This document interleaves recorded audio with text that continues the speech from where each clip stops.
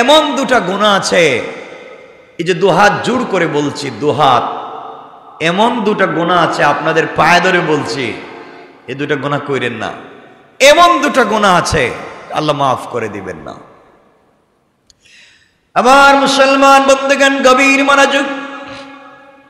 দুনিয়ার জমিনে এমন দুটা গুনাহ আছে যে গুনাহগুলো আল্লাহ তাআলা ক্ষমা করে দিবেন না। আপনি যত বড় বুজুর্গ হন না কেন, আপনি যত বড় আল্লাহওয়ালা হন না কেন, আপনি যদি দুনিয়ার জমিনে 1000 কোটি টাকা আল্লাহর রাস্তায় দান করে ইন্তেকাল করে থাকেন, মসজিদ মাদ্রাসা বানিয়ে যে থাকেন, 24টা ঘন্টা তাহাজ্জুদে কাটিয়ে দিয়ে থাকেন, হয়তো আল্লাহ তাআলা আপনার কিছুই কবুল করবেন না। দুনিয়ার জমিনে দুটা গুনাহ করা যাবে না। আপনি নামাজ পড়েন নাই, সালাত ঠিক মতো পড়েন নাই, আপনি ঠিক মতো নামাজ পড়েন নাই, ঠিক মতো সালাত পড়তে পারেন নাই, আল্লাহ তাআলা চাইলে আপনাকে ক্ষমা করে দিতে পারে। আপনি মাগরিবের সালাতে মসজিদে আসতে পারলেন না, আল্লাহ চাইলে আপনাকে ক্ষমা করে দিতে পারে। আপনি চেষ্টা করেছেন ফজরের সালাতে মসজিদে আসবেন, আসতে পারলেন না, আপনি ঠিকমতো সালাত পড়তে পারেন নাই, আল্লাহ তাআলা চাইলে আপনাকে ক্ষমা করে দিতে পারে। আপনি ঠিকমতো রোজা রাখেন নাই, আল্লাহ তাআলা চাইলে ক্ষমা করে দিতে পারে। আপনি হজ করলেন না, আল্লাহ তাআলা চাইলে ক্ষমা করে দিতে পারে। এক কথায় আল্লাহ তাআলার হক আপনি নষ্ট করেছেন, আল্লাহ তাআলা ক্ষমা করে দিতে পারে। আপনি হয়তো বেখেয়ালে যৌবনের ধাঁধায় পড়ে আপনি জিনা করে ফেলেছেন, আল্লাহ তাআলা আপনাকে ক্ষমা করে দিতে পারে। আপনি এর চাইতে মারাত্মক অপরাধ করে ফেলেছেন, আল্লাহ তাআলা আপনাকে ক্ষমা করে দিতে পারে। আল্লাহ তাআলা বলছেন, দুনিয়ার জমিনে বান্দা যদি আমার হক নষ্ট করে ফেলে আর কোন একটা সময় হাত উঠাইয়া আমার কাছে তওবা করে, এটা আমার বান্দার ব্যাপার আর আমি আল্লাহর ব্যাপার। আমার কাছে তওবা করলে হয়তো ক্ষমা করে দিতে পারি। দুনিয়ায় যদি তওবা না করে, আখিরাতে আমি আল্লাহ চাইলে ক্ষমা করে দিতে পারি, যদি তার ভিতরে ঈমান থাকে। আমার বন্ধুগণ মনে রাখবেন, কিয়ামতের দিনে হিসাব নিকাশের পরে জান্নাতীরা যখন জান্নাতে পৌঁছে যাবে, জাহান্নামীরা যখন জাহান্নামে পৌঁছে যাবে, আল্লাহ তাআলা ফেরেশতাদেরকে বারবার ডাক দিয়া বলবেন, জাহান্নামের সরদার মালিক, 100 বছর হয়ে যাচ্ছে জাহান্নামের দরওয়াজা বন্ধ করে দিয়েছি, তুমি খুঁজে দেখো না জাহান্নামের ভিতরে আমার কোন বান্দা আছেনি যার ভিতর ঈমান ছিল, যার ভিতর ঈমান ছিল এমন কোন বান্দা আছে কিনা একটু দেখো। ফেরেশতা খুঁজতে থাকবে, জাহান্নামে কোথাও খুঁজে পাবেন, আল্লাহ নাই, কাউকে খুঁজে পাচ্ছি না। আল্লাহ তাআলা বলবেন, আবার দেখো। ফেরেশতা খুঁজতে খুঁজতে জাহান্নামের একেবারে নিচে গিয়ে, একেবারে নিচে, যার নিচে আর কিছু না, এমন জায়গায় গিয়ে দেখবেন দুটা পাথরের চিপায় একটা রূহ পড়ে চিৎকার করে শুধু বলছে, ইয়া হান্নান, ইয়া হান্নান, ইয়া মান্নান, ইয়া হান্নানু ইয়া মান্নান। দুটা পাথরের চিপায় পড়ে চিৎকার করে ডাক দিচ্ছে জাহান্নামের নিচে। ফেরেশতা আল্লাহ তাআলাকে ডাক দিয়ে বলছেন, আল্লাহ তাআলা একটা রূহ চিৎকার করে করে ডাকছে। আল্লাহ বলবেন, এর অন্তরের ভিতরে সরিষার দানা পরিমাণ ঈমান ছিল, গুনাহ করেছে, নাফরমানি করেছে, আমার হক নষ্ট করেছে, আমি ক্ষমা করে দিয়েছি, তোমরা আমার বান্দাকে উঠাও, আমার বান্দাটাকে জাহান্নামের অতল গহ্বর থেকে উঠাইয়া জীবন নদীতে গোসল করাইয়া, পাক সাফ করাইয়া, হায়াতের সাগরে গোসল করাইয়া আমার বান্দাকে তোমরা জান্নাতের দিকে নিয়ে যাও।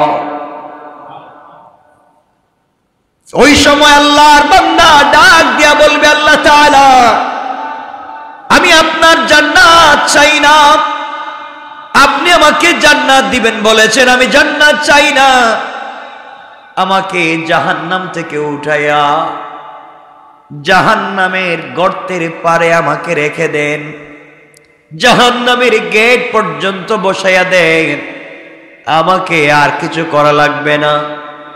আল্লাহ রাব্বুল ইজ্জত ওয়াল জালাল জানতে চাইলেন, গোলাম, দীর্ঘ বৎসর থেকে আমার কাছে শুধু চিল্লাচ্ছ আর ডাকতেছো, কোনো জিনিস জীবনে আর চাইবা না, তোমাকে জাহান্নাম থেকে উঠাইয়া দিলে আর কোনো জিনিস চাইবা না।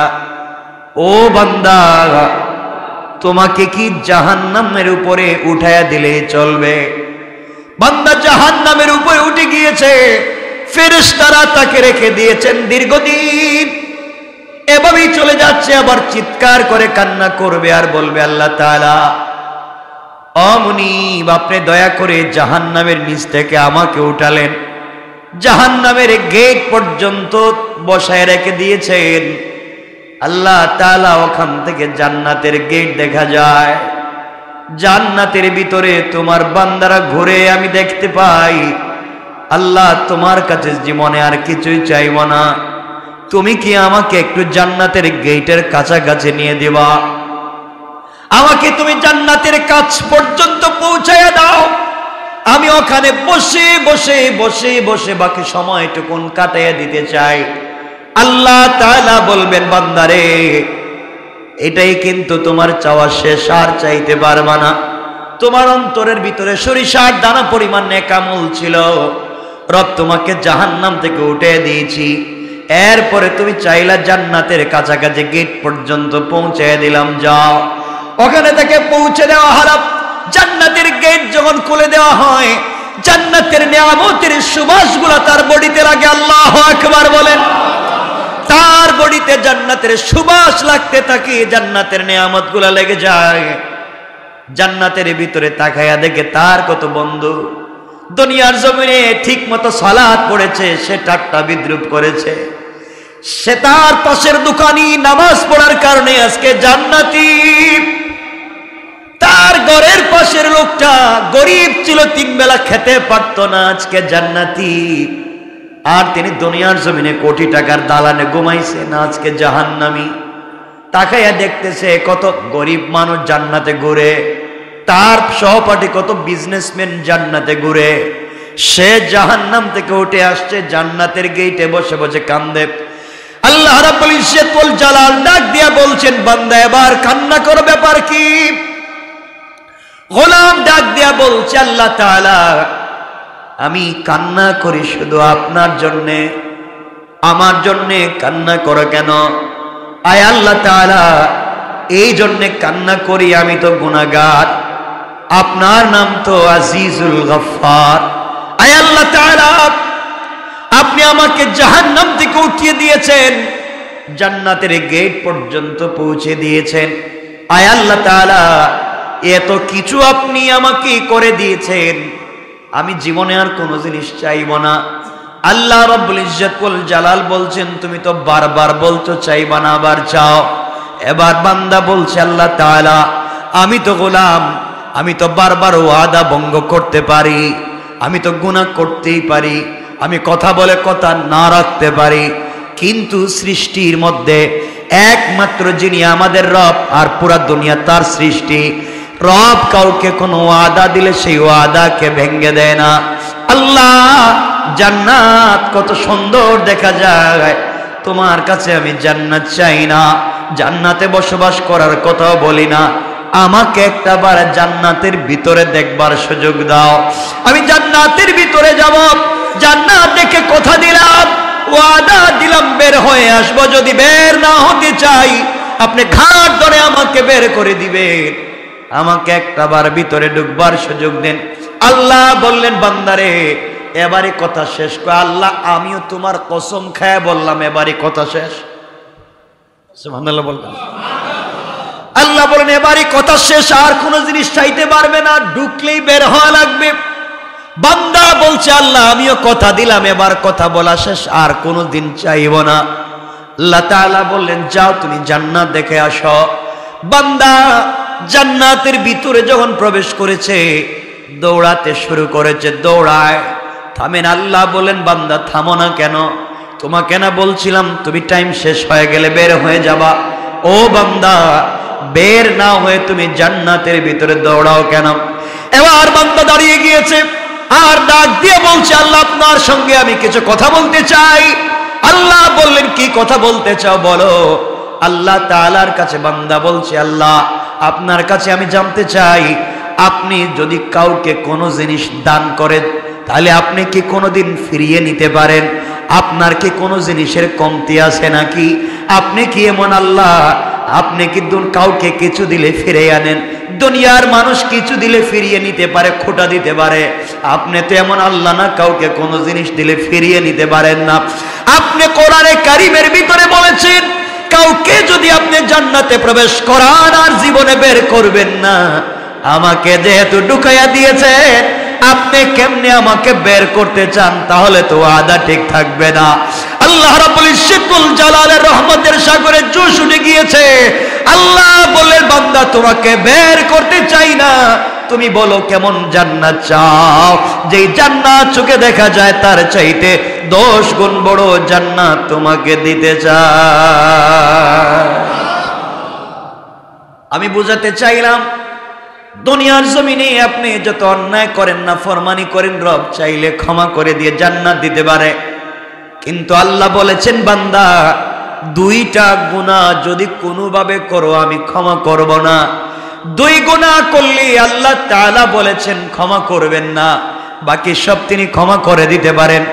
1 নাম্বার গুনাহ হলো বান্দার হক। বান্দার হক যদি আপনি নষ্ট করেন, বান্দাকে যদি আপনি কোনোভাবে কষ্ট দেন, লেনদেন করেন, টাকা পয়সা মেরে খান, জায়গা জমিতে ভুলভাল দলিল করেন, কারো জায়গা ইচ্ছা মতো দখল করেন, মানুষকে কষ্ট দেন, মানুষের রাস্তা বন্ধ করেন, সারাদিন চিন্তায় থাকেন কেমনে মানুষকে কষ্ট দিবেন, সারাদিন পরামর্শ করেন কেমনে অমুককে তমুককে কষ্ট দেওয়া যায়। দুনিয়ার জমিনে কোনোভাবে যদি আপনার কাছ থেকে সরিষার দানা পরিমাণ কোন বনি আদম কষ্ট পায়, আল্লাহ তাআলা বলছেন আমি ক্ষমা করব না। এই বিচার আমার কাছে নাই। সে বদলা যদি নিতে চায়, সে ক্ষমা না করা পর্যন্ত আমি তোমাকে ক্ষমা করব না। ও বান্দা তুমি যদি 1000 কোটি টাকা দান করো, শত শত মসজিদ বানাইয়া দেও, 1000 বার আমার ঘর তওয়াফ করতে যাও, আর সরিষার দানা পরিমাণ বান্দার হক থাকে, আমি কিন্তু ক্ষমা করতে পারবো না। সুতরাং দুনিয়ার জমিন থেকে জান্নাত পর্যন্ত যেতে হলে 1 নম্বরে বান্দার হক থেকে নিজেকে বাঁচিয়ে রাখতে হবে। কথা বলেন, কথা বলেন না কেন? বান্দার হক নষ্ট করা যাবে না, বান্দাকে কোনোভাবে কষ্ট দেওয়া যাবে না, মানুষকে কোনোভাবে কষ্ট দেওয়া যাবে না, টাকা খায়া গ্রামের বিচার করা যাবে না, জায়গা জমি দখল করা যাবে না, ভাই বোনকে ঠকানো যাবে না, মা বাপকে ঠকানো যাবে না, স্ত্রী সন্তানকে ঠকানো যাবে না, আত্মীয় স্বজনকে ঠকানো যাবে না। যার যে হক আছে হক আপনি পৌঁছে দিবেন। কারো উপকার করতে না পারেন ক্ষতি করতে যাবেন না, কারণ বান্দা আল্লাহ তাআলা বলে দিয়েছেন বান্দার যখন হক নষ্ট করা হয়, যে হক নষ্ট করে তার নাম জালেম, যার হক নষ্ট হয় তার নাম মাজলুম। আর আল্লাহ রাব্বুল ইজ্জত ওয়াল জালাল বলে দিয়েছেন কিয়ামতের দিন কোন জালেমের দিকে আমি তাকাবো না, কোন জালেমের কথাও শুনবো না, আর মাজলুম যে হবে তার হিসাব নিব না, বিনা হিসাবে জান্নাত দিতে চাই। সুবহানাল্লাহ জোরে বলেন। এই জন্য দুনিয়ার জমিনে চলার পথে আমরা যদি ঠকে যাই, কেউ যদি আমাদেরকে কষ্ট দিয়ে থাকে, আমাদের হক নষ্ট করে থাকে, আমাদের জায়গা জমি দখল করে থাকে, আমাদের টাকা পয়সা মেরে খেয়ে থাকে, আমাদেরকে কষ্ট দিয়ে থাকে, সুযোগ থাকলে ক্ষমা করে দিবেন, হয়তো আল্লাহ আপনাকে বড় করে দিবেন। কিয়ামতের দিন হয়তো আপনি তাকে ক্ষমা করবেন না। আপনাকে যদি কেউ কষ্ট দেয় আর আপনি যদি মাজলুম হয়ে যান, গভীর রাত্রে হাত উঠে চোখ থেকে পানি ছেড়ে দেন। আল্লাহ রাব্বুল ইজ্জত ওয়াল জালাল বলেছেন কোন জিনিস দিয়া আমার তখত তৌসকে, আমার আরশে আজিমকে কাঁপানো যায় না, কিন্তু মাজলুমের চোখ থেকে 1 ফোঁটা পানি পড়ে গেলে আমার পুরা আরশ যেন কেঁপে যায়। এই জন্য এক নম্বর, কোনোভাবে কোনো কৌশলে কোনোভাবে বান্দার হক নষ্ট করা যাবে না। যার যত হক আছে, যার যত প্রাপ্য আছে তাকে পৌঁছে দেওয়া লাগবে ইনশাআল্লাহ। সবাই বললেন না? যার যে প্রাপ্য আছে পৌঁছে দিবেন, হক নষ্ট করবেন না।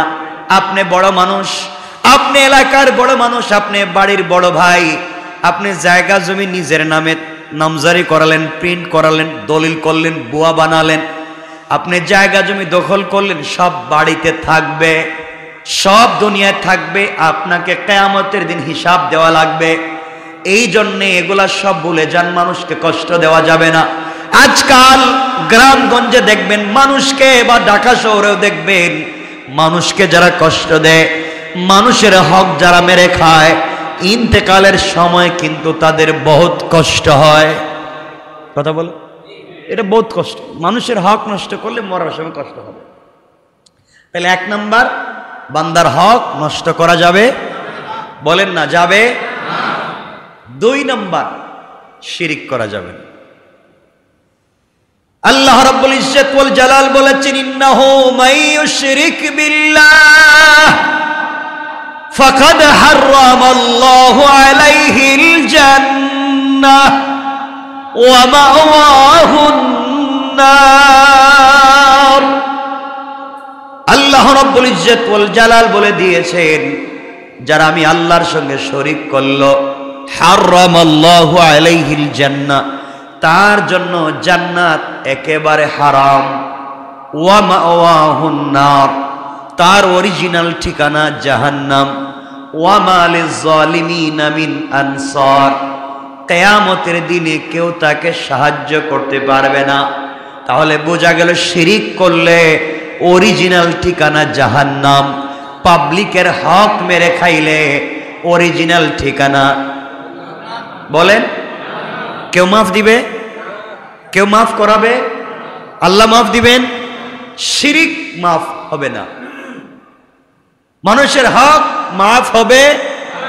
মাফ করাতে চাইলে দুনিয়ায় মৃত্যুর আগে যার হক নষ্ট করছেন তার হক তাকে পৌঁছে দেন। আপনারা মনে করছেন আস্তাগফিরুল্লাহ আস্তাগফিরুল্লাহ আস্তাগফিরুল্লাহ, এটার নাম মনে হয় তওবা। এ তো ভুয়া জিনিস। পাবলিক রে মাইরা খাইয়া সারাদিন আস্তাগফিরুল্লাহ বলে কোনো সওয়াব নাই। পাবলিক রে ঠকাইয়া রাত দিন আস্তাগফিরুল্লাহ বলার মধ্যে কোনো সওয়াব, বলেন কোনো সওয়াব? তওবা হচ্ছে যার যে হক তার কাছে হক পৌঁছে দেওয়া, এটার নাম তওবা। কথা বুঝতে পেরেছেন? এজন্য যারা কলেজে পড়েন, ইউনিভার্সিটিতে পড়েন, আপনি ইউনিভার্সিটির কাছাকাছি কত ক্যান্টিন আছে, আপনি কত সিঙ্গারা সমোসা খাইছেন, কত রং চা খাইছেন। আঙ্কেল বিল দিমুনে, এই যে দিমুনে বলছিলেন আর নাই, হয় না এগুলা? আমরাও তো পড়ে আসছি। বিকালে নাস্তার টাইমে চা খাইছেন দিমুনে, আগামী মাসে আব্বা টাকা পাঠাইলে কই? হয়তো আপনি এখান থেকে চলে গিয়েছেন, অন্য জায়গায় চাকরি নিয়েছেন, আপনি সব ভুলে গিয়েছেন, হয় না এগুলা? আপনি এখানে একটা বাসা ভাড়া নিয়েছেন, এক মুদি দোকান থেকে আপনি হয়তো কোনো জিনিস 2, 4, 5, 10, 20 টাকা নিয়েছেন, ভুলে গিয়েছেন। এই যে হক, মাফ হওয়ার কোনো সম্ভাবনা নাই, কোনো সম্ভাবনা নাই। ওটা আল্লাহর খাতায় লেখা আছে, কিয়ামতের দিন বাইর করে দিবেন। বলবেন ইকরা কিতাবাকা, পড়ো তোমার এই কিতাব, কাফা বিনাফসিকাল ইয়াওমা আলাইকা হাসিবা। যা করে আসছিলা পিছনে, এই যে দিলাম, পড়ে পড়ে দেখো ঠিক আছে নি। এখন ওই সিঙ্গারা সমোসার হিসাব দেওয়া লাগবে। এজন্যে আমরা এগুলো দেখবো। আমরা চাকরির সুবাদে বিভিন্ন জায়গায় বসি, আমরা ঋণ করি, আমরা টাকা পয়সা দোকান থেকে কিছু খাই, হয়তো টাকা দেই না। এরপরে দেখবেন রিক্সাওয়ালারে আমরা ভাঙতি দেওয়ার সময়, ভাই এই টাকাটা নেন, 2 টাকা ভাঙতি নাই, অন্য দিন। আচ্ছা অন্য দিন কি রিক্সাওয়ালারে পাওয়ার সম্ভাবনা আছে? তো বলেন তো, আপনারা তো বলেনি যে অন্য দিন যদি দিমুনে বাড়াইয়া, বলেন না কথাগুলো অনেকে? অন্য দিন দিবেন বাড়াইয়া, তো অন্য দিন পাইলে না এনে দিবেন। এটা করবেন না। পাবলিকের হক বড় সেনসিটিভ ব্যাপার। কোনো তাহাজ্জুদে কাজ হবে না, কোনো সাজদায় কাজ হবে না, কোনোভাবেই কাজ হবে না। এগুলো মাফ নিতে হয়। এজন্যে আল্লাহর ওয়াস্তে আমরা কোনোভাবেই বান্দার হক নষ্ট করব, সবাই বলেন না, নষ্ট করব, শিরিক করব, এই দুইটা জিনিস মাথায় রাখবেন। আল্লাহ রসুল বলছেন তোমরা আমাকে দুই জিনিসের গ্যারান্টি দাও। এই হাদিসে আল্লাহ রসুল বলছেন তোমরা আমাকে দুই জিনিসের গ্যারান্টি দাও। একটা হচ্ছে বান্দার হক মেরে খাবা না, আল্লাহর সঙ্গে শিরিক করবা না, আমি তোমাদেরকে জান্নাতের গ্যারান্টি দিলাম। অন্য হাদিসে বলেছেন তোমরা তোমাদের মুখকে হেফাজত করো, লজ্জাস্থানের হেফাজত করো, আমি তোমাদেরকে জান্নাতের গ্যারান্টি দিলাম। তে আমরা এখানে শুধু আমি এতটুকুন বলছি, আমরা বান্দার হক নষ্ট করব না, আর কথা বলেন না শিরিক বুঝেন তো, আল্লাহর সাথে শরিক করা, অংশীদার বানানো, মত মনে করা, আমরা এগুলো করব না। দোকান না খুললে পেট চলবে না, ছেলে বিদেশ থেকে টাকা না পাঠালে আমার চলবে না। ছেলে যখন বিদেশে ছিল না চলতো না আপনার, কথা বলেন না কেন? দোকান যখন বন্ধ ছিল চলে নাই আপনার। এই ছোটখাটো কথাও শিরিক হয়ে যায়। মানে রাখবেন এগুলার থেকেও আমাকে বাঁচতে হবে। শিরিক ফি জাত, শিরিক ফি সিফাত, শিরিক ফিল আমল। আমলি শিরিক থেকে বাঁচতে হবে, জাতি শিরিক থেকে বাঁচতে হবে, সিফাতে শিরিক থেকে বাঁচতে হবে ইনশাআল্লাহ। কয় জিনিস? আজকের পুরো আলোচনা থেকে আমরা বাঁচবো কয় জিনিস থেকে? এক, বান্দার নষ্ট করা যাবে। দুই, শিরিক করা যাবে। আপনি নামাজ পড়েননি, আল্লাহর কাছে জবাব দিবেন। রোজা রাখেননি, আল্লাহর কাছে জবাব দিবেন। হজ করেননি, আল্লাহর কাছে জবাব দিবেন। আল্লাহ চাইলে ক্ষমা তো করে দিতে পারেন। একজন রোজা রাখে নাই, হজ করে নাই, যাকাত দেয় নাই, কুরবানি করে নাই, কিচ্ছু করে নাই, কিন্তু মরার আগে হয়তো এমন ছোট এক সেকেন্ডের কোন একটা আমল করছে, আল্লাহর কাছে এটা ভাল লাগছে। এই আমলটুকু আল্লাহর কাছে ভাল লাগছে, আল্লাহ তার জিন্দগির পুরো আমল নামার গুনাহকে মিটাইয়া দিবেন। ইল্লা শিরিক করলে ওটা থাকবে, ওটা মিটবে না। পাবলিকের হক নষ্ট করলে ওটা থাকবে, ওটা মিটবে না। এজন্য আমরা এই দুই জিনিস থেকে নিজেকে বাঁচাবো।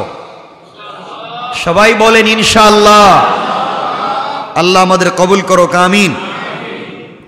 হযরত নূহ আলাইহিস সালাম আল্লাহর কাছে বলতে চাইলেন, আল্লাহ আমিও তোমার কাছে চাই, আমার উম্মতেরা যারা এত কিছু করবার পরে এত ভালোবাসা, এত দোয়া, এত নসিহত, এত উত্তম ব্যবহার, এত দিন তাদেরকে এতদিন ওয়াজ নসিহত এত কিছুর পরেও ভালো লাইনে আসে নাই, এরপরে আমারে খুঁচায়, মাফ করে দিলাম, আপনারে গালি দে, আপনারে মারতে চায়, আপনার বিরুদ্ধে যুদ্ধ করতে চায়, রাত দিন শিরিক করে, একজন আর একজনকে ঠকায়, তাদের কাছে শিরিকও আছে, বান্দার হক নষ্ট করার জিনিস আছে।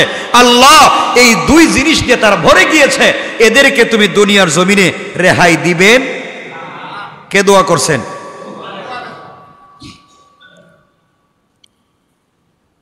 আল্লাহ বলছেন কি হয়েছে? আমার সাথে শিরিক করছে, বান্দার হক নষ্ট করছে, এদেরকে আমি মেরে ফেলে দিব। তুমি এই কথা বলছো কেন? এদেরকে বাঁচায় রাখলে সমস্যা কি? কে বলছেন? নূহ আলাইহিস সালামকে বলছেন। আল্লাহর পয়গম্বর নূহ আলাইহিস সালাম জবাব দিতে লাগলেন, ইন্নাকা ইন তাদারুহুম ইউদিল্লু ইবাদাকা ওয়ালা ইয়ালিদু ইল্লা ফাজিরান কাফফারা। আয় আল্লাহ তাআলা, আপনি আমি নূহকে ভালো করেই চিনেন। আমি রাগ বশত কষ্ট পেয়ে কথা বলছি না, রাগ করে বলছি না তাদেরকে ধ্বংস করে দেন। আমি তাদের কার্যকলাপের ভিত্তিতে, কাজকর্মের ভিত্তিতে বুঝতে পারতেছি আপনি যদি তাদেরকে রেহাই দেন, আপনি যদি তাদেরকে দুনিয়ার জমিনে বাঁচায় রাখেন, তারা আপনার বান্দাদেরকে পথভ্রষ্ট করবে এবং জন্ম দিতে থাকবে দুনিয়ার জমিনে শুধু কাফের আর পাপিষ্ঠ। নাউজুবিল্লাহ। আয় আল্লাহ তাআলা, এরা শিরিক করে, এরা বান্দার হক নষ্ট করে, জীবন্ত সন্তানকে পুড়িয়ে মারে, বাবা ছেলের হক মারে, মা মেয়ের হক মারে, ভাই ভাইয়ের হক মারে, নারীরা সব চরিত্রহীন হচ্ছে, পুরুষেরা নির্লজ্জ হয়ে যাচ্ছে। আয় আল্লাহ তাআলা, এই সমাজে এদেরকে বাঁচিয়ে লাভ নাই, এরা আপনার জমিনে থাকে, আপনার দেওয়া জিনিসপত্র খায়, এরপরেও আপনার শুকর আদায় করে না, একমাত্র আপনার ইবাদত করে না। আমি বলছি এদেরকে এই জন্য ধ্বংস করে দেন, এরা বেঁচে থাকলে যারা ভালো মানুষ আছে তাদেরকেও পথভ্রষ্ট করবে, এদেরকেও ধ্বংস করবে, এবং ওরা যাদেরকে দুনিয়ার জমিনে জন্ম দিবে তারা হবে সকলগুলা পাপাচারী। সমাজ পাপাচারে নষ্ট হয়ে যাবে। আপনার সৃষ্টি সমাজ নষ্ট করতে চাই না, এই জন্যই খারাপ লোকগুলাকে ধ্বংস করে দেয়। তাহলে মানুষ যদি খারাপ হয় তাহলে জন্ম দেয় খারাপ। কথা বলে না কেন? এখান থেকে বুঝতে পারলাম নূহ আলাইহিস সালাম আল্লাহর কাছে বলছেন, আল্লাহ এরা তো খারাপ লোক, এরাও জন্ম দিবে খারাপ লোক, তাহলে সমাজে খারাপ লোকের বসবাস বেড়ে যাবে, এই জন্য আপনি এদেরকে ধ্বংস করে দেন। কি করে দেন? এখন আমাদের সমাজে খারাপ লোক নাই, একবারই নাই, খারাপ লোকের অভাব নাই। এই জমিন কেমনে যে আছে একমাত্র আল্লাহ জানেন, কেমনে জমিন টিকিয়ে রেখেছেন একমাত্র আল্লাহ জানেন। সুতরাং আমরা যারা আছি আমরা আল্লাহর ওয়াস্তে খারাপ কাজ করব না, বলেন না ইনশাআল্লাহ।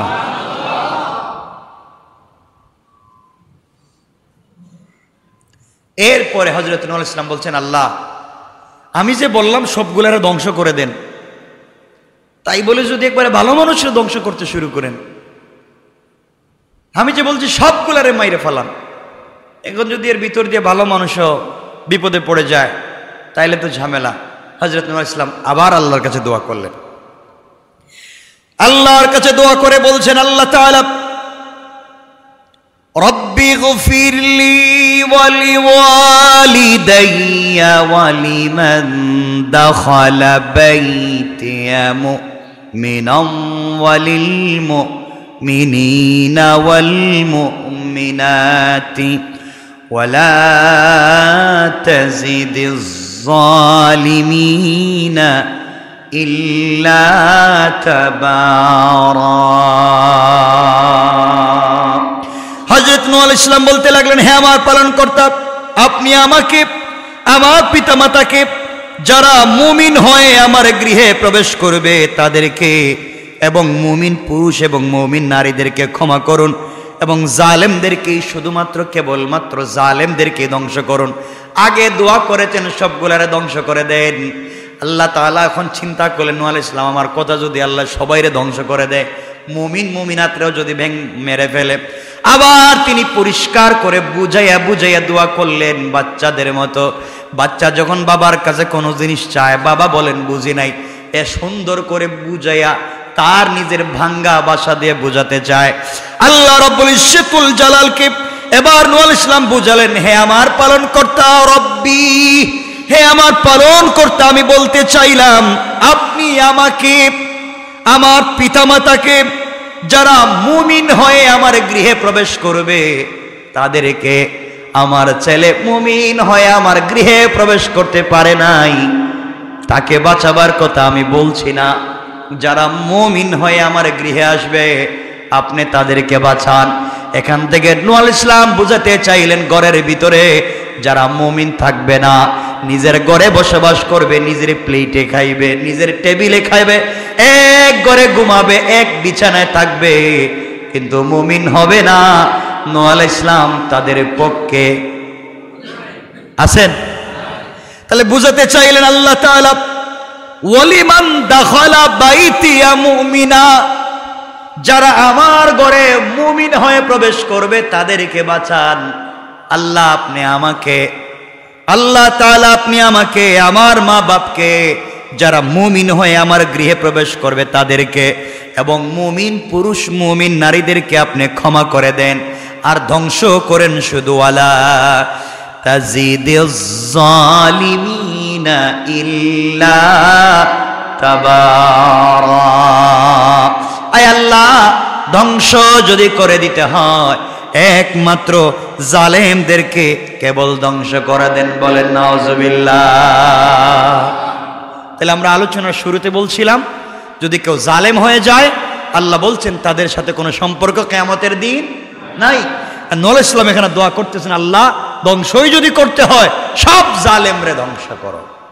আমরাও দোয়া করি, আল্লাহ ধ্বংসই যদি করতে হয়, যারা আমাদের গৃহে মুমিন হয়ে ঢুকবে, যারা মুমিন মুমিনাত হয়ে সমাজে বসবাস করবে, আল্লাহ তুমি তাদেরকে বাঁচাইয়া রাখো, জান্নাত তাদেরকে ওয়াজিব করো, আর দুনিয়া যারা জালেম হবে তুমি ধ্বংস করো। ঠিক না? আমিন বলেন সবাই, আমিন বলেন। আমরাও জালেম থেকে বেঁচে থাকতে চাই, আল্লাহ আমাদেরকে হেফাজত করুক, বলেন আমিন। এটা হচ্ছে সূরা নূহের শেষ আয়াতগুলোর অনুবাদ। এরপর থেকে আল্লাহ তাআলা সূরা জিন শুরু করবেন, কুল উহিয়া ইলাইয়া বলে আল্লাহ তাআলা আর একটা সূরা শুরু করতে যাচ্ছেন। এখানে অনেকগুলো লম্বা চৌড়া কথা আছে, আমরা সবগুলা কথায় যেতে পারবো না। সুতরাং আসুন, এখন আপনারা আমাকে বলতে পারেন, আমাদের সময় কমে গিয়েছে, আপনারা আমাকে বলতে পারেন হুজুর ঠিক আছে আমরা মানলাম যে আমরা তো অনেক সময় পাবলিকের হক নষ্ট করে ফেলেছি, আমরা হয়তো কার দোকান থেকে 2-4 টাকা খাইছি, টাকা দিতে পারি নাই, হয়তো 502 টাকা বিল হয়েছে, 500 টাকা দিছি, বলছে আরেকদিন এসে 2 টাকা দিয়ে যাব, হয় না এগুলা? আর যাইও নাই দেইও নাই, গেছি হয়তো মনে নাই, এগুলা কি হয়? এখন আমরা এগুলোর থেকে বাঁচবো কেমনে? সব ভুলে গিয়েছি, যার কাছ থেকে আনছি হয়তো সে মরে গিয়েছে, অথবা আমি এলাকা ছেড়ে দিয়েছি, অথবা তার আত্মীয় স্বজনকে চিনি না। আমি তো এই হক থেকে বাঁচতে চাই, আমি তো এই হক থেকে বাঁচতে চাই। এখন আপনি আমি কি করব বলেন তো? কেমনে বাঁচবো? আল্লাহ রব্বুল ইজ্জত ওয়াল জালাল বলছেন, বান্দা যদি তার সন্তান থাকে, তার ব্লাড সম্পর্কের কেউ থাকে, তার কাছে ক্ষমা চাও, সে যেন ক্ষমা করে, আর তার গুরুস্থানে গিয়ে ক্ষমা চাও, সে যেন ক্ষমা করে। আর যদি মনে করো ক্ষমা হচ্ছে না, তবে তুমি যেই পরিমাণ টাকা, যেই পরিমাণ সম্পদ একজনের তোমার কাছে আছে, ওই পরিমাণ তুমি সাদাকায়ে জারিয়া করে দাও, আল্লাহর রাস্তায় তুমি দান করে দাও। আল্লাহর রাস্তায় যদি তুমি দান করে দিতে পারো, ওই সম্পত্তি সাদাকা হতে কিয়ামত পর্যন্ত সওয়াব বাড়তে বাড়তে বাড়তে বাড়তে বিশাল উহুদ পাহাড় পরিমাণ হয়ে যাবে। কিয়ামতের দিন ওই বান্দা দেখবে এত সওয়াব, আল্লাহকে বলবে, আল্লাহ এই সওয়াব তো আমি করি নাই, এত সওয়াব কোথায় পেলাম? আল্লাহ বলবেন, অমুক বান্দার কাছে তোমার হক ছিল, সে ভয় পেয়ে হক তোমাকে দিতে পারেনি, মরে গিয়েছিলে বা সরে গিয়েছিলে, ভয় পেয়ে সাদাকা করে দিয়েছিল, আমি তার সাদাকাকে বাড়িয়ে এই পরিমাণ তোমার জন্য করে দিয়েছি, তুমি এটা গ্রহণ করো, আমার বান্দাকে ক্ষমা করো। আল্লাহ যদি কারো ব্যাপারে ওকিল হইয়া কারো কাছে বলেন ক্ষমা করো, কারো ক্ষমতা আছে? ক্ষমা না করে পারে? কথা বলেন, পারবে? তাহলে এই জায়গা পর্যন্ত যেতে হলে আমাদেরকে সাদাকায়ে জারিয়া করে যেতে হবে। সাদাকায়ে জারিয়া, সাদাকায়ে জারিয়া তো বুঝেনি, দাওয়াত করে মানুষকে খাওয়াইয়া দিলেন নাকি? সাদাকায়ে জারিয়া হলো কিয়ামত পর্যন্ত চালু থাকে। মানুষকে একটা টিউবওয়েলের ব্যবস্থা করে দেন, একটা মাদ্রাসার একবারে নিচের কাজ হচ্ছে, মসজিদের নিচের কাজ হচ্ছে, একবারে নিচের এই যে পিলারের কাজ হচ্ছে, উপরের নিচে ছাদের কাজ হচ্ছে, দিয়ে দেন। এখানে আবার সাদকা দেওয়ার কথা বলতেছি না, মানে দান খয়রাতের কথা বলছে। মসজিদে তো তোর সাদকা দিলে চলবে, মসজিদে কি আল্লাহ সাদকা নিব? আল্লাহ ঠেকছে তো আপনার আমার কাছে যে আল্লাহ সাদকার দরকার? ভালো টাকা আল্লাহকে দিতে হবে। মাদ্রাসায় আপনি সাদাকা টাকা দান করে দিলেন, মাদ্রাসায় নিচের কাজ হচ্ছে, একটা টিউবওয়েলের কাজ হচ্ছে, অথবা কোনো মাদ্রাসায় হাদিসের কিতাব বুখারী, মুসলিম, তিরমিজি দিয়ে দিলেন। ওই কিতাবগুলো ছাত্ররা কিয়ামত পর্যন্ত পড়বে, কারণ এবছর যারা পড়ছে এরা চলে যাবে, পরের বছর যারা আসবে এরা পড়বে, পরের বছর যারা আসবে এরা পড়বে, এবার কিয়ামত পর্যন্ত পড়তে থাকবে, আর সওয়াব অ্যাকাউন্টে জমা হতে থাকবে, আর এই সওয়াবের মাধ্যমে আপনি আমি বেঁচে যাব ইনশাআল্লাহ। একটা বাচ্চাকে হাফেজ বানাইয়া যান, আপনি আমি নিজের বাচ্চাকে হাফেজ বানাতে পারলাম না, আমরা অন্যের বাচ্চাকে হাফেজ বানাবো নিজের টাকায়, এটা নাম সাদকায়ে জারিয়া। কথা বুঝতে পেরেছেন? অন্যের বাচ্চাকে হাফেজ বানিয়ে যাব, একটা মাদ্রাসায় কাজ করে দিয়ে গেলাম, এতিমখানায় দিয়ে গেলাম, মানে দাতব্য সংস্থাগুলোতে যেখানে দিলে হয় এমন জায়গায় আমরা দান করলাম। বিশেষ করে টিউবওয়েল, পানির ব্যবস্থা করলাম, মানুষের রাস্তাঘাটের ব্যবস্থা করলাম, রাস্তায় ফলের গাছ লাগাই দিলাম। কথা বুঝতে পেরেছেন? এগুলো হচ্ছে সাদকায়ে জারিয়া। একজন গরিব মানুষ, ঘরে থাকবার জায়গা নেই, তার একটা ঘর বানাবার ব্যবস্থা করে দিলেন। একজন মানুষ ক্যান্সারে আক্রান্ত, বড় রোগে আক্রান্ত, হসপিটালে ভর্তি, টাকা পয়সা নেই, তারা একটু সহযোগিতা করলেন। কথা কি বুঝতে পেরেছেন আপনারা? এগুলো আপনারা দিবেন। এগুলা দিলে হবে কি? হজরতে আলী রাদিয়াল্লাহু তাআলা আনহু বারবার বলতেন, এই দুনিয়ার জমিনে আমি এক সময় না খেয়ে থাকতাম, এই দুনিয়ার জমিনে 100 আমি না খেয়ে থাকতাম, আমার খাবার ছিল না। আর হযরত আলী রাদিয়াল্লাহু তাআলা আনহু বলেন যে এই সমাজে এমন হয়েছে যে আমি এই দুনিয়ার জমিনে প্রত্যেক মাসে 4000 দিনার দিরহাম দান করার মতো তৌফিক আল্লাহ আমাকে এখন দিয়েছেন। কেমনে দিলেন ওগুলো আমরা আগামী সপ্তাহে আলোচনা করব, যদি আল্লাহ আমাদেরকে সুযোগ দেন, তৌফিক দেন। এজন্য আমরা সুযোগ বুঝে আমরা দান খায়রাত করব ইনশাআল্লাহ। বলেন না ইনশাআল্লাহ? যে যেভাবে পারেন দান খয়রাত করবেন, সাদাকা করবেন, নিজেকে বাঁচাবার চেষ্টা করবেন। কারণ ভুল তো মানুষের হয়, কখন কার হক কোন দিকে কেমনে চলে আসছে বলতে পারেন না। আর জানাশোনা থাকলে মানুষের হক মানুষকে দিয়ে দিবেন। আর বেশি বেশি করে তওবা করবেন, ইস্তেগফার করবেন, শিরিক থেকে বাঁচবার চেষ্টা করবেন। আল্লাহ তাআলা আমাদের সবাইকে কবুল করুক। সবাই বলেন আমিন।